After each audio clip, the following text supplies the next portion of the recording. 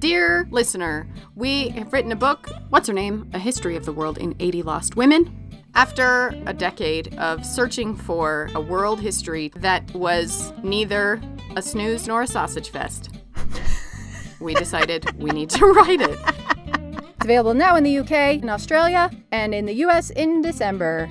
Wah, wah. But you can pre-order your copy now on our website at what'shernamepodcast.com or anywhere books are sold. This episode is made possible by our Patreon supporters: Monique Tuttle, Julie Gray, Bree Smith, Robin Brown, Janelise Cannon, Jamie Lang, Jill Harrigan, Maria Carla Sanchez, Heather McKinnon, Chantel Oliver, Valerie Jacobson, Lindsay Cummings, and Michaela Frew. You can become a patron for as little as $1 a month and help us create new episodes of the podcast.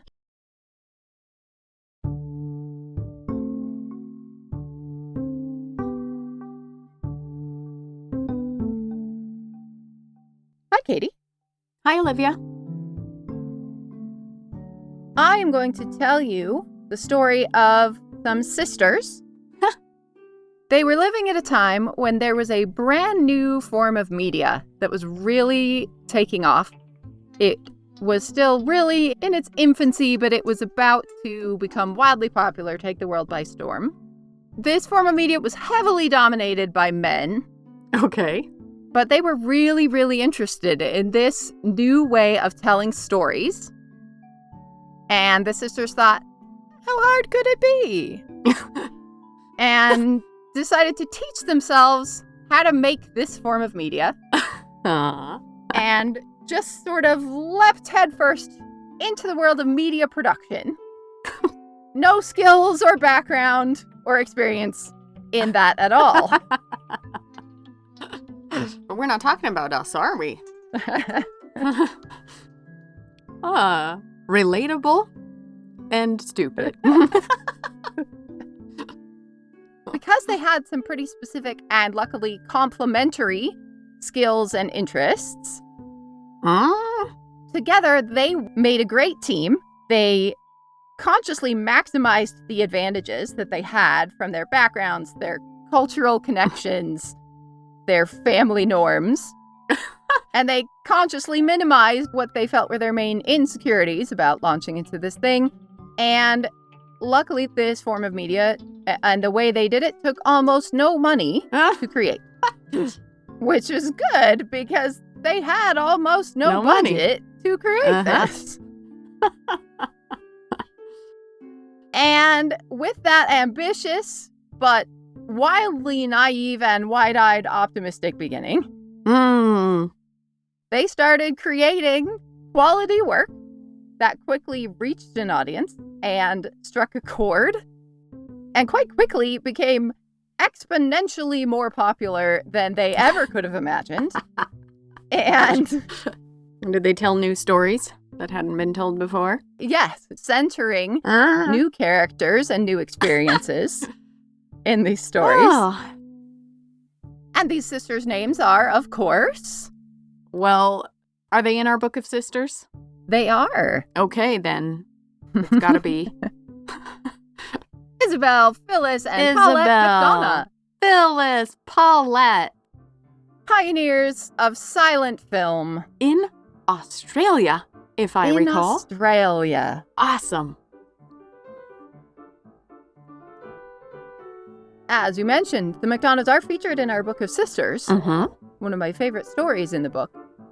But our guest today, Mandy Sayer, has found so much more information than we had when we were writing that book. Great. And because I was really curious about them. I thought, these sisters are super interesting. Why don't we know more? Yeah, I had several conversations along the lines of, how dare there not be a book about these women? Yeah. And now there is. Yay.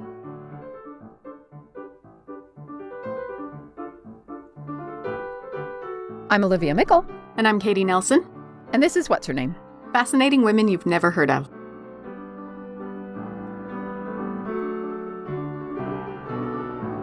Mandy Sayer, who took on this wonderful project of writing a book about the McDonaghs, is an award-winning novelist and nonfiction writer Her work has been published all over the world, and she had a very similar experience of, why is there not a book? Luckily for everyone, her response was, wonderful. That means I get to write it. My name is Mandy Sayer. I'm a Sydney-based author, and I have recently published a book on the McDonagh sisters, who were Australia's first female filmmaking team. There were 3 sisters. They were born within 18 months of one another, and they were incredibly close. And they made 4 films independently in Australia between 1926 and 1933. I became fascinated with them through some research my husband was doing on the history of Sydney. And I fell in love with the 3 of them. I was going through a vulnerable time in my own life, and their resilience and loyalty and just sheer guts so impressed me that I had to know more about them. I looked around for a book on them, and there was none existed, so I decided to write one. And it was really a wonderful time researching and writing the book, to get to spend every day with these 3 sisters. It was very inspiring. Isabel, Phyllis, and Paulette are the 3 oldest of 7 children. The 3 girls are 18 months apart. Not each, total. Oh. They're 9 months apart. Oh, wow. Their poor mother. Oh. I can't even imagine. Whoa. They are Irish triplets, I guess we would call this. Yeah. And they really grow up together more as a unit I bet. than as individuals. Yeah. Their own personal lives were like a Hollywood film. And even though they were great writers and actors and directors themselves, their own lives were just as dramatic and as full of tragedy and triumph as anything you'd find in Hollywood. I looked at a few articles first that my husband had run off for me because he knew it would be a perfect project for me. I love the era of the 1920s. I love family stories and creative people, obviously. So I started researching their background. A lot of newspaper articles from the 1920s onwards, and also their father, who was a famous surgeon and also a theatrical doctor. Like in a medical theater, an instructor? No, he is a doctor for theater people. Oh, okay. He's the celebrity doctor. I see. He's the one prescribing all the cocaine? And opium, probably. Mm-hmm. He was a doctor for all the visiting superstars of the time, people like Sarah Bernhardt and all the actors who came to Sydney. He would attend as a doctor, so he befriended a lot of international artists. So he was quite famous himself. He was friends with the Prime Minister and the Governor. They grew up in a house that was also a surgery. It was a big house in Sydney. The father used to hold soirees on Sunday evenings and invite all the theatre people with singing and musical instruments. Gilded Age Australia, theater. Yeah, this is right turn of the century, posh Sydney. Not outback Australia. This is society Australia. Mm-hmm. Now, they're not allowed to come to the parties. They are far too refined for children. Mm-hmm. But they are allowed to sit on the stairs and listen. Cute. That's exactly what I pictured. Yes, I mean, this movie writes itself. Mm-hmm. The great gift was that an oral historian had gone and interviewed the very youngest sister after the oldest sisters had died. There were 7 in all, 7 kids. And there were hours and hours of stories about their childhood. And once I heard those stories, I thought, I've got a book. I wasn't sure if I had enough material, but once I heard those stories, I was absolutely hooked. Just a fabulous childhood, very flamboyant. And the girls were, they were almost like one in the sense that because they were born so close together, they grew up sharing one room, even though there were a lot of rooms in the house. They liked to sleep in the same room, and stay up all night discussing the latest play that they viewed and mocking the bad acting and the bad direction. So when film comes to Australia, these now teenage girls are absolutely fascinated. They completely fall in love. They spend all their time at the movie theater. And I don't mean by that they're going to a lot of movies. They're spending all their time at the movies. The youngest sister, Paulette, she taught herself how to direct films by going to see the film 4 or 5 times a day and studying the close-ups, how they edited, how they had emotional rhythms throughout the films.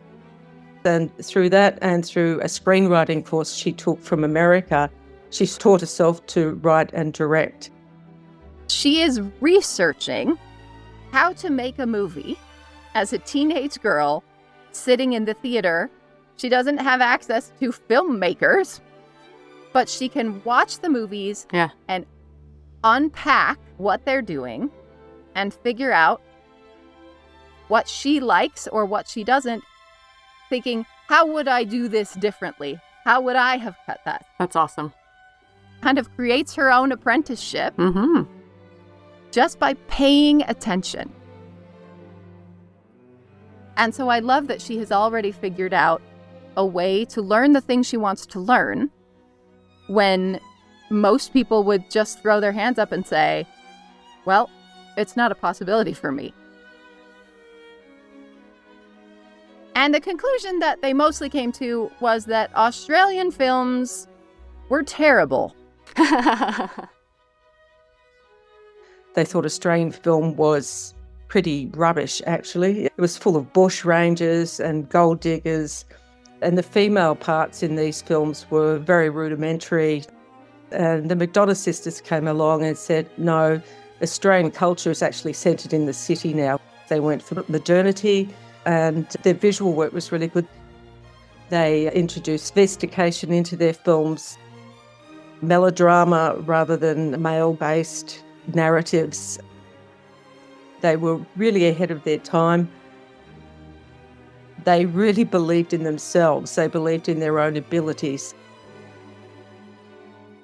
One perception in the press was that they were sort of beautiful society girls having a bit of a lark, which couldn't be further from the truth, actually. Yes, they did grow up in opulent circumstances, but after their father died in 1920, they went from the top echelons of society down to basically the gutter. His investments were worth nothing, and so their big castle was actually built on sand. Wow. He had built this beautiful, shiny Facade. public facade. Mm-hmm. And in fact, they owned nothing. They didn't even own their own home. Wow. And he had saved nothing. And they go from the top of society to poverty. Wow. Obviously, relatives helped out, but eventually the mother, who was a trained nurse, decided to open up a convalescent hospital. A relative bought this huge mansion in Drummoyne called Drummoyne House. It had 18 bedrooms, a ballroom, libraries, sprawling, a little run down, but it was enough to open a convalescent hospital. So she has 7 children. She is running an 18-bedroom convalescent nursing home. Exhausting. She is doing pretty much everything herself. And for 4 years, that's how they keep themselves alive. After 4 years in the convalescent home, their mother died of a stroke from overwork. Oh. She literally works herself to death Oh my gosh. trying to keep the family together. Oh. She was only 52 years old. And Isabel, the eldest daughter, who was only 21 at the time, had to assume responsibility for the rest of the family, which apparently she did with aplomb. She put the kids into boarding schools, the younger ones. She did all the banking. She ran the household. And even the 2 other sisters who were only 18 months, a year younger than her, looked up to her as their new mother. They assumed this lovely kind of lifestyle after the mother died. They would stay up all night playing cards, having seances, throwing little parties, going on picnics. They just sort of ran wild. And at that time, the middle sister, Phyllis, began writing short stories. She'd stay up all night writing. And she also began designing for theatre sets. Now, luckily, about this time, Isabel is offered some work as an actress in silent film. She was walking down the street. A director stopped her and just remarked on her beauty and poise and invited her to do a screen test. And by this time, the younger sister, Paulette, was taking screenwriting classes and teaching herself film. She became very interested not only in Hollywood films, but German expressionism, which you think in Australia would be very unusual, and it was. She was very much influenced by the deep shadows, the black and white, the criminal underworld, the moral complexity of German expressionism. And as they start to realize, we have a pretty good team here. We have an actress, we have screenwriter, we have directing, we have art direction. We have all of the pieces we need to make films. And they start approaching men in the filmmaking industry. Can we get jobs on some films? And they were just patted on the head and told to go home, little girls. We'll do that. They had this fabulous sense of confidence and even arrogance that they could do better than the blokes. But they didn't have any resources. There's just no way for them to access this industry without money.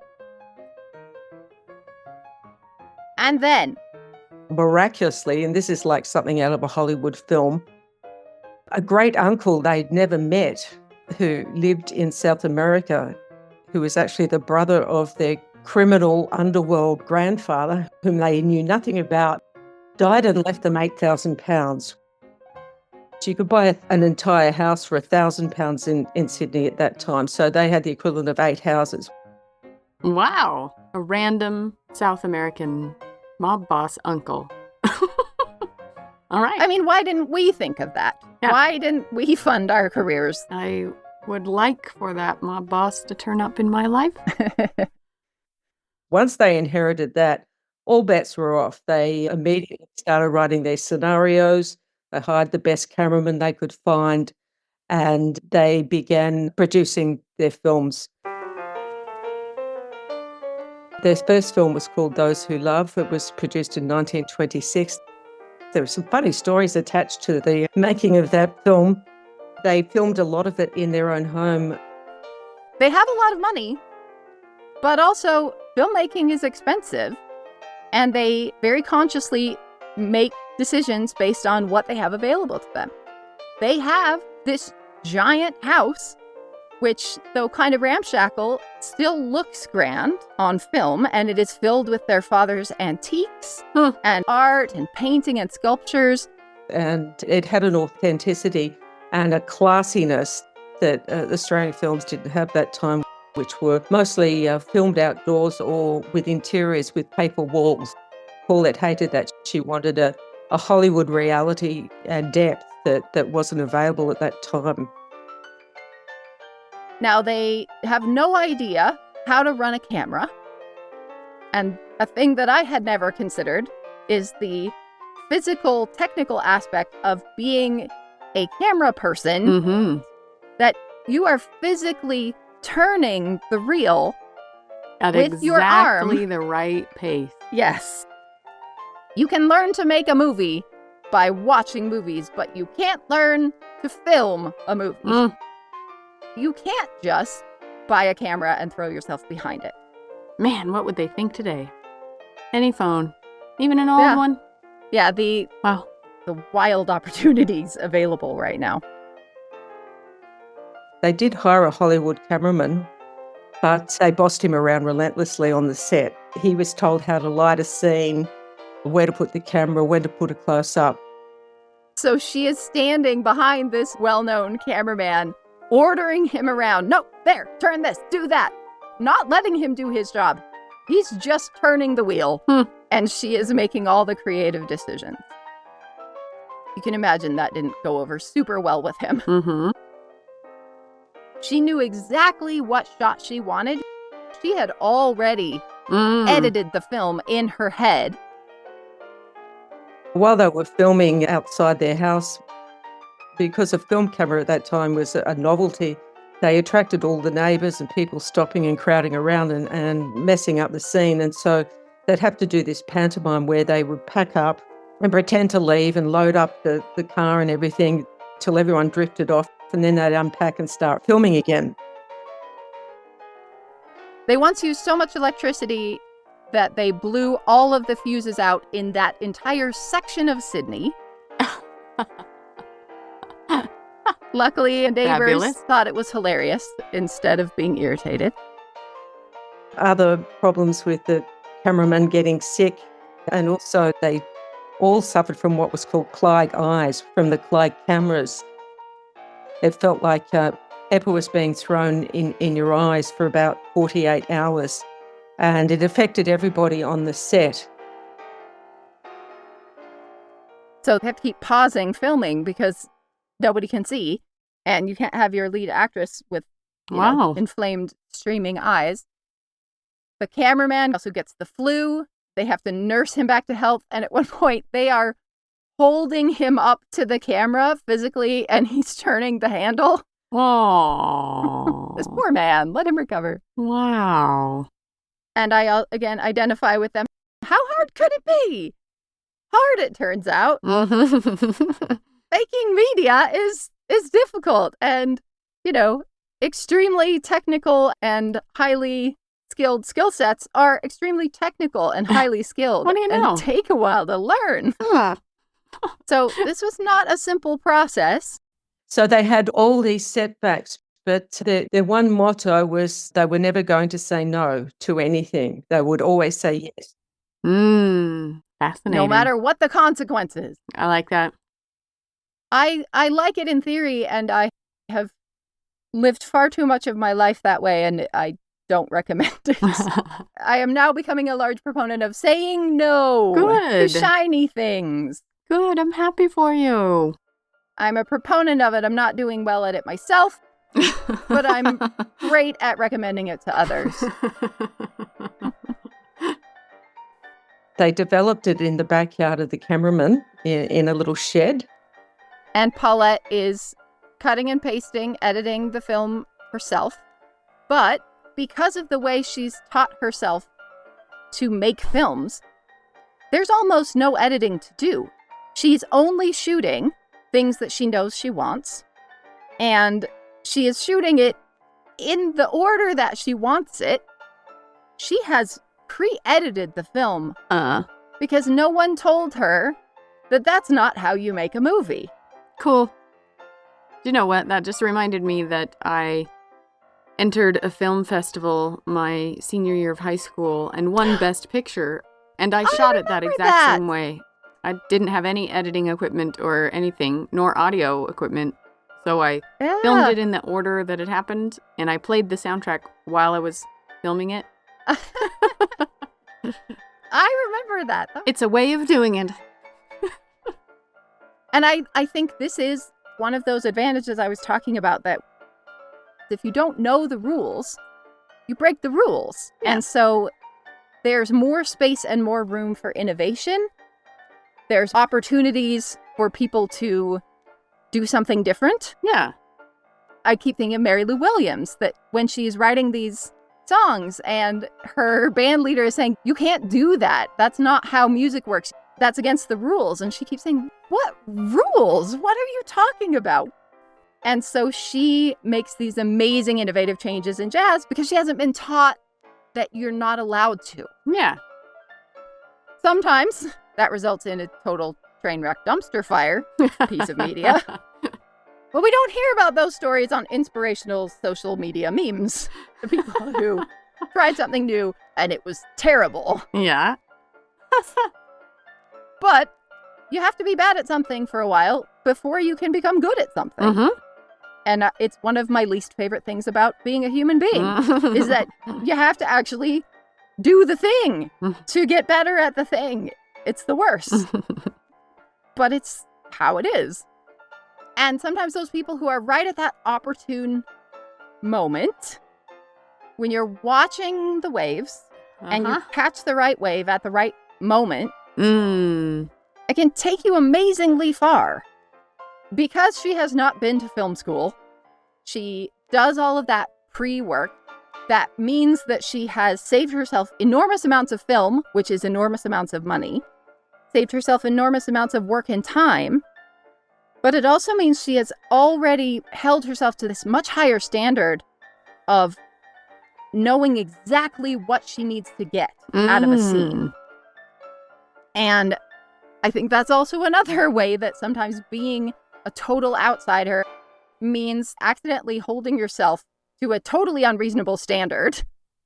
Like, I always think of Peter Buck, the guitarist for REM, who never had guitar lessons and taught himself to play the guitar in a completely unreasonable and impossible way.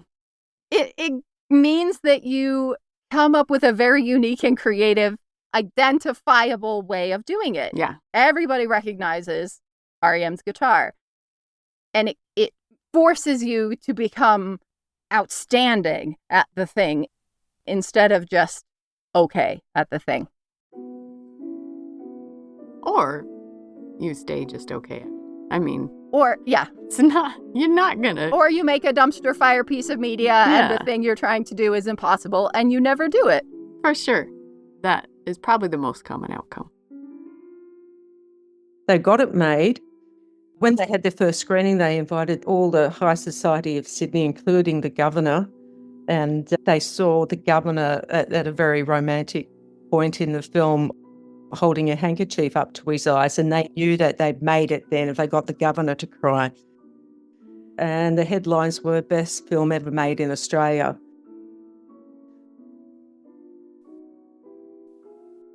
They had each other. And even though they'd lost both their parents and they were raising 4 younger children, they had such an unswerving loyalty to one another that if one became downhearted, the other two could pick them up. Also, they had such a strong artistic aesthetic. It was very important for them to get everything right. The emotions, the visuals, the set, everything. They were perfectionists. Far from being dilettantes, they were absolute perfectionists. And because they had a shared vision, everything seems to work so fluidly with the set design and the acting and the directing, the camera angles, the lighting. That's not to say that they agreed on anything. They used to have fabulous arguments. They were living in an apartment together, working on a script. The neighbours heard so much noise and smashing and crashing around that they were going to call the police because they thought someone was being hurt or being killed or something, not only at home but on set. And suddenly the camera would stop and the three of them would be yelling at one another on the set until they sort of settled down and Paulette would make the final decision. But that's how passionate they were about getting things right. It's a wonderful standard. They actually received so well their first 2 films that an agent from Fox Studios, who was in Sydney, saw them and offered to take them to Hollywood and enshrine them on golden thrones. They did consider it because, of course, that was their dream to go to Hollywood. However, they had 4 siblings that still depended on them. And also they wanted to remain independent. They didn't necessarily want to get into the studio system and have to compromise their vision. They would regret it, but there was something very steely and just set in their ways.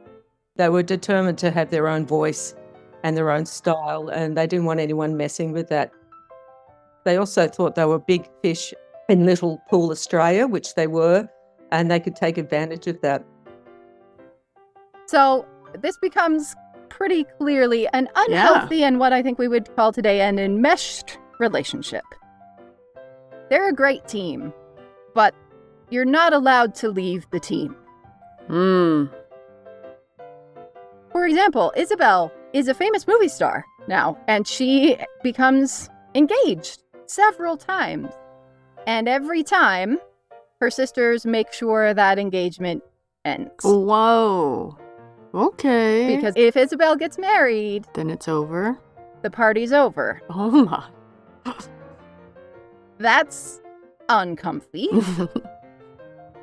And though Isabel is the oldest, there does seem to be a lot of stage management, let's say, of Isabel's and Phyllis's life by Paulette, who is definitely the most committed / obsessive about this whole film thing.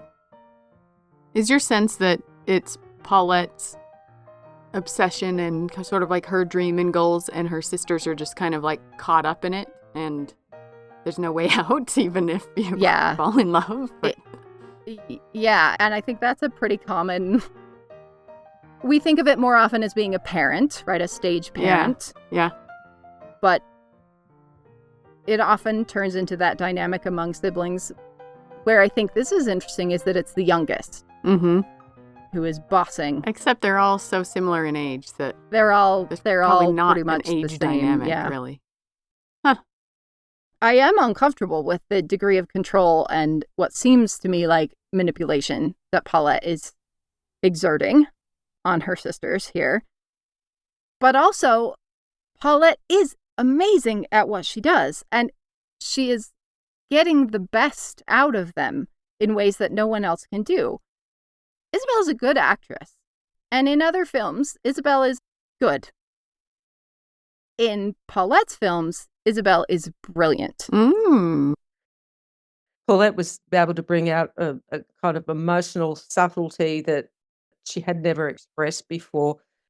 And in fact, the camera, it's almost like a lover to his loved one or her loved one. It's this very intimate relationship between the camera and the actress that nobody else had done. And that's what makes Isabel famous. She was beautiful, but it was these performances that were like, whoa, no one's ever done that. And she could only do that when Paulette was directing her. They did hire the best actors available, but they were theatre actors. And theatre actors have a very hard time transitioning to film acting, which is much more subtle, much more focused on the close-up. And so when the first takes would come in, the gestures really big, everything was over the top. And Paulette had a terrible time as a first-time director trying to tone that performance down. They actually didn't take it seriously at first. So she said, okay, I'll film it the way you want to. And then she'd show them the rushes and they were horrified. She did have a director on board first at the first film, but he turned out to be a bit of a shyster. And Paulette thought, well, I'll tell him what to do, but he'll give the directions himself, being a man. Manslating, a word I coined once, which is supposed to be not mansplaining, but manslating is when a man has to helpfully translate be the medium by repeating exactly the words of a woman so that other people can hear them. That's what his job was supposed to be. And she quickly realizes he is not doing that. He is contradicting everything she says. And she just walked on the set and fired him on the spot. Phyllis, the middle sister, not only was she a great set designer, she was also a journalist. And she would write up these amazing articles about the McDonagh sisters under a different name, mythologizing their story and building up the backstory that makes them a force to be reckoned with. Clever. And even though she probably didn't need to, because their background was interesting enough, she would enhance it. She would say things like that their first film was based on old journals that they found in the cellar of their mansion from the convict era. Things like that. Understanding the marketing, understanding what the product is. The films are the creative work, but Phyllis understands that the product is the story of the McDonaghs. Much like Annie Londonderry. Exactly. And among them, it's almost, they seem to frame this for themselves as they're just teasing the public. This is a hilarious joke to see how many wild stories they can get away with that also happens to help them promote themselves. So they did a lot of mythologizing and self-promotion in a way that no one in Australia had ever seen before. It wasn't Phyllis all the time, but the most sort of over-top articles were definitely hers. They were great grifters, and Paulette appointed Phyllis the head grifter, really. She had to go out and source all the props and sets and things like that. So what she would do, she'd get all dressed up, all gussied up, as we'd say in Australia, and go and meet the manager of a department store and say, look, we're making this film, we'd love to feature your clothes. And she'd walk out with all these furs and silk dresses and jewels and everything to clothe the actresses with. So she did that regularly. She gets a bank manager to loan them his office for the day. Wow. There are security guards with guns waiting right outside the door because she is in the bank manager's office with the vault. Cool. Filming a movie about a heist from the vault. And the bank manager just goes, oh, yes, of course. She managed to get the state premier's train carriage for the day because she needed to film in a moving train. And in fact, they went overlong on the set at the filming, and the premier turned up with his entourage because he had to go to Western New South Wales that afternoon. And Paulette apologised. He said, oh, no, don't worry. This is intriguing. I've never seen a film made before. So they got another 2 hours out of the premier in his train. They closed the very prestigious golf course for an entire day to let them film. Again, all for free. They just had this incredible charm. They know how to make people feel excited and included in the project, whether it's the neighbors who don't get mad that they've blown out the electricity, or the premier who is like, no, keep my train. And they seemed to be able to slip out of any obligations that were expected the other way. Because their parents were dead, I think men thought that they could take advantage of them.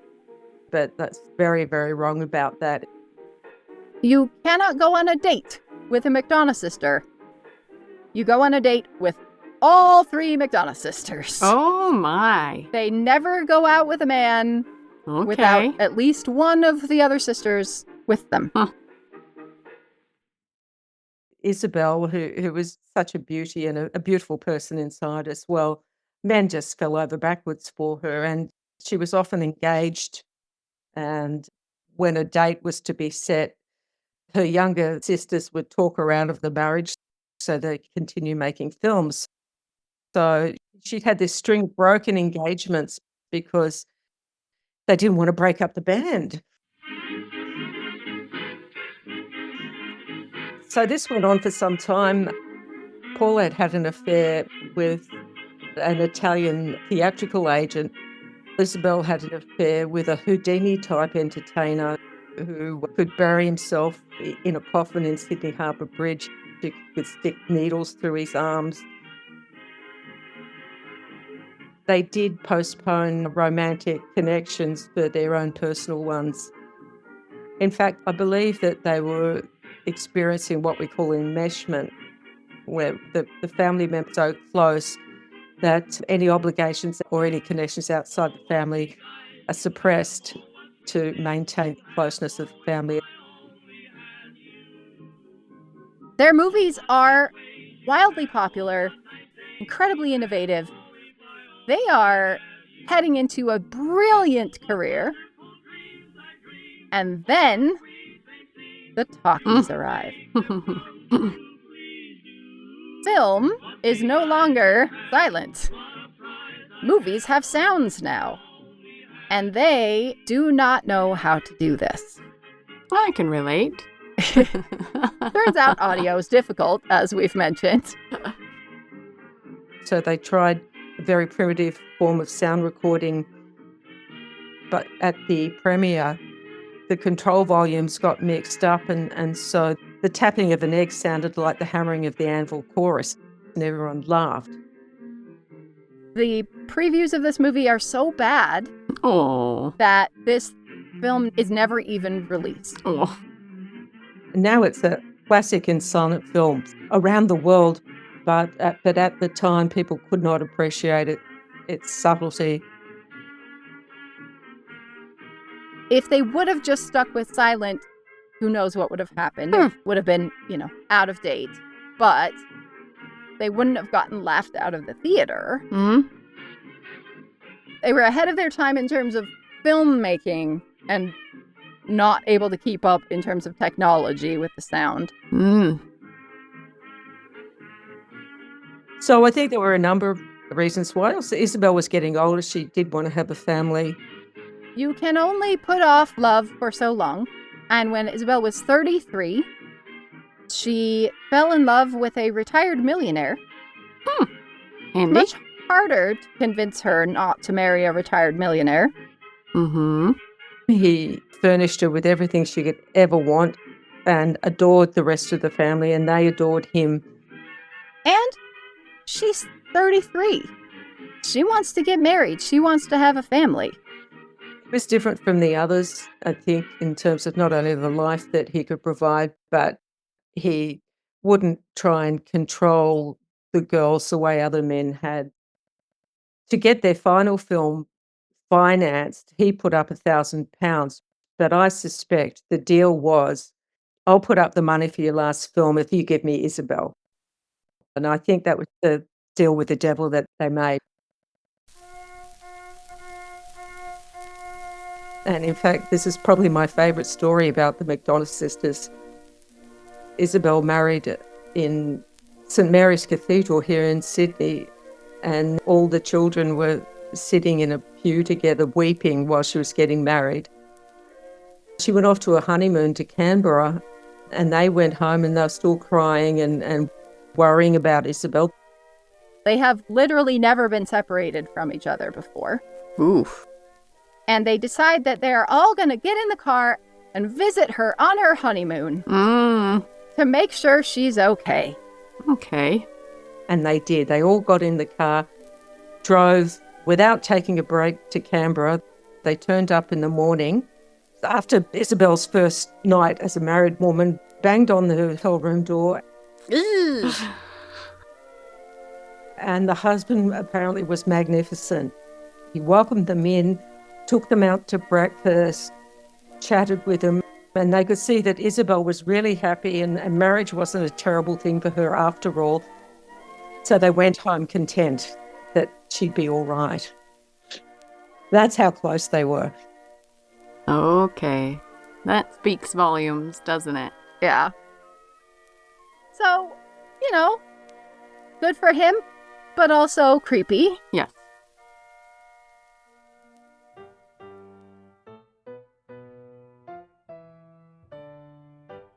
After Isabel married and had a son, Alexander Corder, who discovered Merle Oberon, saw one of her films, approached her in London and said, look, I can make you as famous as Merle Oberon. Just stick with me. And she said, no, I'm a wife and mother now, and I'm really happy. I don't want to return to filmmaking. And she really had a tremendously wonderful life, even after her husband died. Great adventures with her kids. Phyllis also had a satisfying life post-filmmaking because she'd already developed her skills as a journalist and a short story writer. So she already had a career. She moved to New Zealand, married, and worked for Rupert Murdoch, actually, for a number of years in his publications. And then she had the sister sickness as well and couldn't bear to be away from the sisters and moved back to Sydney and continued journalism. She became an arts editor and writer. So she had a very fulfilled life too. Paulette, who was the most serious about filmmaking, it's hard to say. I think she did not want to continue in filmmaking not on her own terms. It had to be always on her terms. She wanted it all or nothing. Paulette does try to make other films after Isabel leaves. She produced and directed several quite good documentaries. And she actually really enjoyed the challenge. She directed Australia's first conservation documentary about preserving the habitats of koalas. She did one on the Australian horse Phar Lap, a great racehorse. A great swimmer, Andrew Boyd Charlton. She enjoyed the challenge of telling a story in a different way. But she does get obsessive. She stalks this cricketer that she's supposed to be making a documentary about to the point where he is like, get her away from me. She even wanted to film his wedding, but he drew the line there. Fascinating. He's trying to sort of almost do reality TV footage. Okay. Years before that becomes a thing. She enjoyed that challenge, and also I think it was a way for her to make a little money in a different form. She also filmed the Melbourne Cup. It's a famous racehorse day, which for many years was screened on Australia every Melbourne Cup day, and they always used her footage. So she got some money out of that as well. She won't work on other people's films. She won't let people boss her in any way and would rather quit than let anyone else influence her work, which is not a reasonable way to work in the film industry at this point. But she wanted to make dramas. And when Isabel tells her she is moving back to Australia, Paulette puts out a press release saying that Isabel was returning to Australia to star in the next McDonagh production. She was not. She had no interest in doing that. And Paulette maybe seems to have been trying to manifest it. If I say in public she's doing it, she'll have to. I think it was a bit of a wish, a bit of loneliness. But also I think she wanted to raise money for the next film, which was about a flying doctor service. And she needed some finances. The McDonagh sisters had a habit of releasing their ideas in press releases before they were actually even started, let alone completed. She advertised the fact that she was writing a script about the flying doctor service, a love story, a love triangle set in the outback. And this is the first time that the McDonagh sisters were interested in filming in remote areas of Australia, which they'd always sort of poo-pooed before. But she wanted to set a love story in the outback with a doctor who had to fly all over rural areas to tend to people. She wrote the script herself.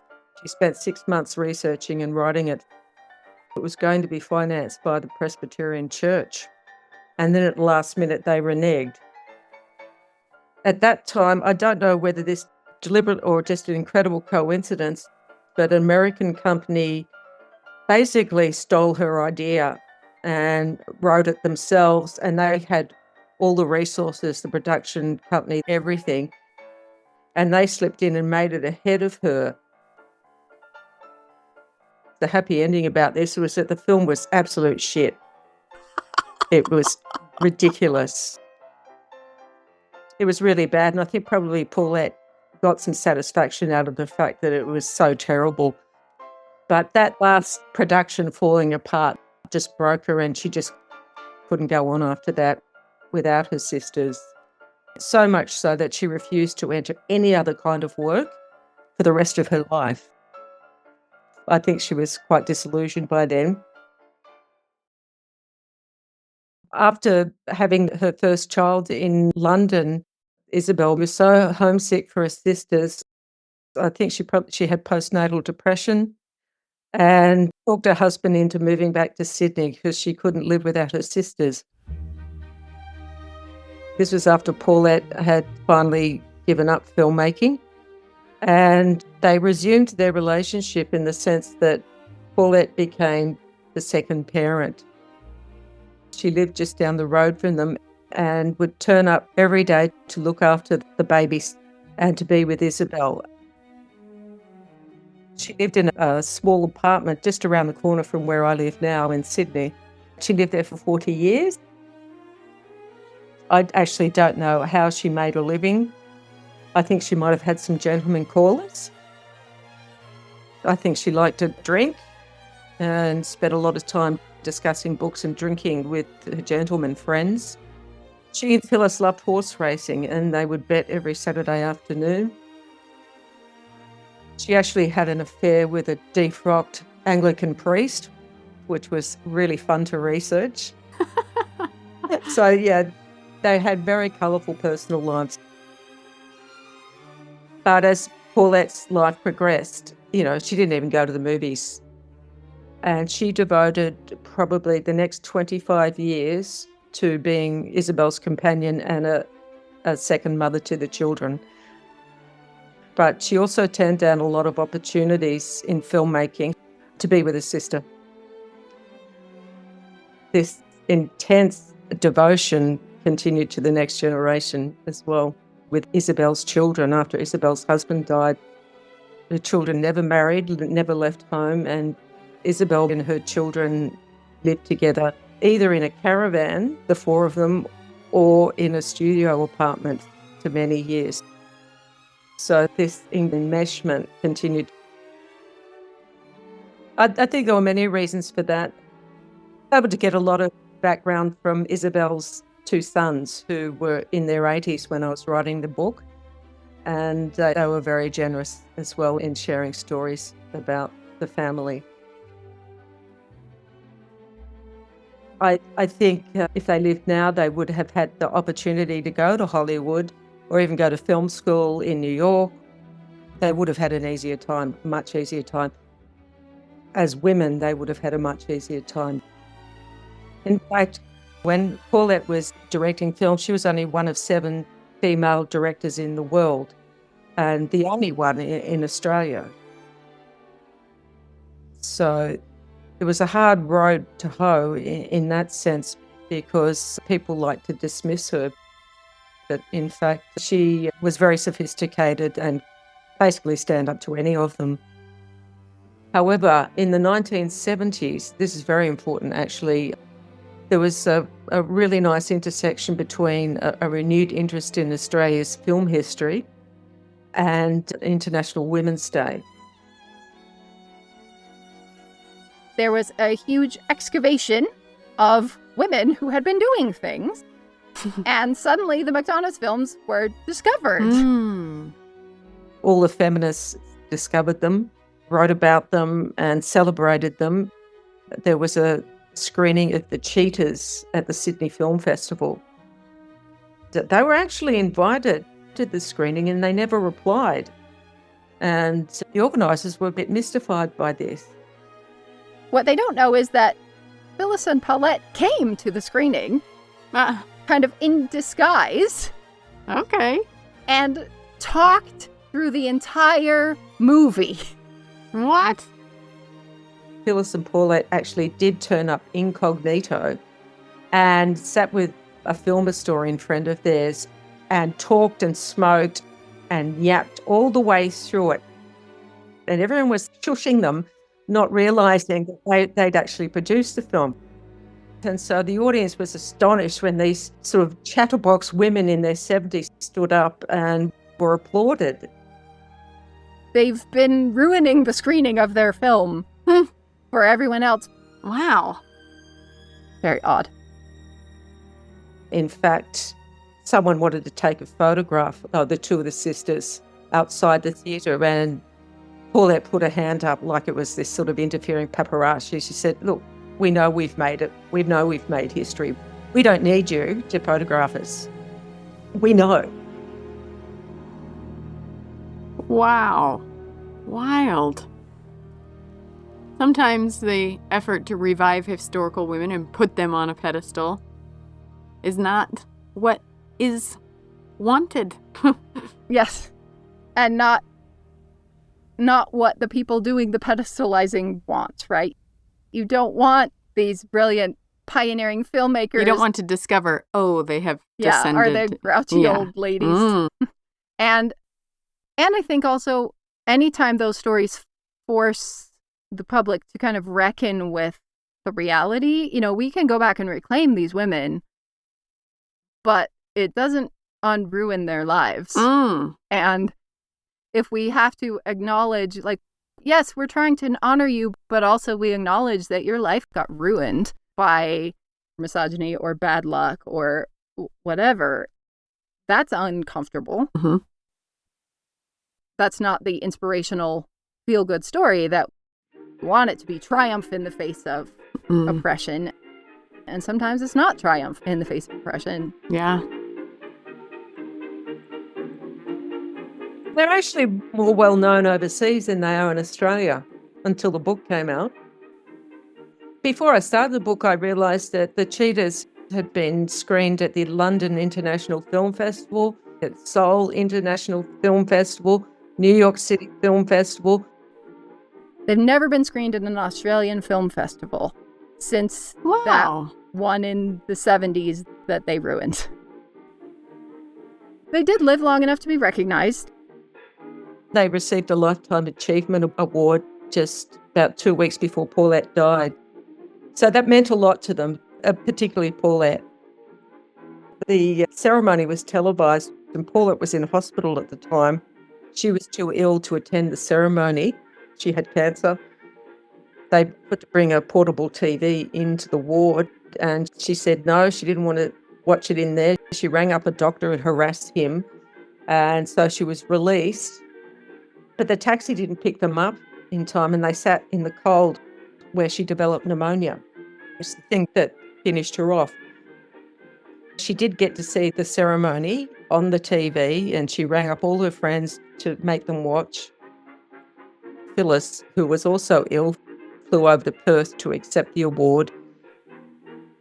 But she was in a lot of pain and had to leave the celebrations early. So much so that she was in so much pain, she left the award, the statue, in the taxi. And only, I think, about 3 weeks after Paulette passed away, so did Phyllis, at her desk when she was writing. So they were able to live long enough to be recognised, and I think it did mean a lot to them. But, you know, I'm glad no one had written a book before I did, because it was just so much researching.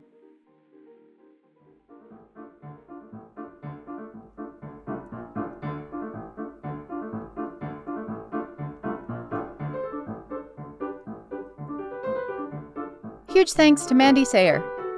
Visit our website at What'sHerNamePodcast.com for lots of photos, links to the McDonagh's films online. Music for this episode was provided by Amanda Setlik Wilson, Kevin MacLeod, Jammy Jams, and our theme was composed by Daniel Foster Smith, and for this episode, played by Amanda Setlik Wilson. You can also follow us on Instagram, Twitter, and Facebook, where we post lots of photos each week. Our intern is Katie Boucher. What's Her Name is produced by Olivia Mickle and Katie Nelson, and this episode was edited by Olivia Mickle.